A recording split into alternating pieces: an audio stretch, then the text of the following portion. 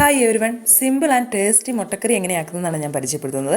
ആദ്യം തന്നെ കുറച്ച് വെളിച്ചെണ്ണ ഒഴിച്ച് ചൂടാകുമ്പോൾ കടുക് പൊട്ടിച്ച് അതിലേക്ക് കുറച്ച് വെളുത്തുള്ളി ഇഞ്ചി ഇട്ട് നന്നായി വഴറ്റിയെടുക്കുന്നു. ഇത് എൻ്റെ അമ്മയുടെ റെസിപ്പിയാണ് കേട്ടോ.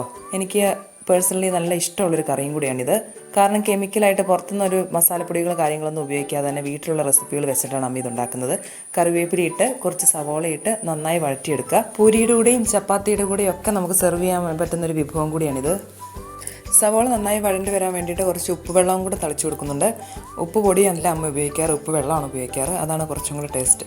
ഉപ്പ് വെള്ളമൊക്കെ ഉപയോഗിച്ച് നന്നായിട്ട് വഴറ്റിയതിന് ശേഷം കുറച്ച് മഞ്ഞൾപ്പൊടി, കുറച്ച് മുളക് പൊടി, കുറച്ച് ഗരം മസാല ഇവയെല്ലാം കൂടി ഇട്ട് നന്നായി മിക്സ് ചെയ്യുക. കുക്കിംഗ് വീഡിയോസ് എല്ലാവരും പറയുന്ന പോലെ പച്ചമണം മാറുന്നത് വരെ നന്നായി ഇളക്കി കൊടുക്കുക. ശേഷം തേങ്ങാപ്പാൽ ഒന്നെങ്കിൽ ഒന്നാം പാൽ രണ്ടാം പാലും എടുക്കാം. രണ്ടാം പാൽ എടുക്കുന്നുണ്ടെങ്കിൽ രണ്ടാം പാൽ ഒഴിച്ചതിന് ശേഷം നന്നായി തിളച്ചതിന് ശേഷം ഒന്നാം പാൽ എടുത്ത് ചൂടായി ഇട്ടെടുത്ത് മാറ്റി വെച്ചാൽ മതി.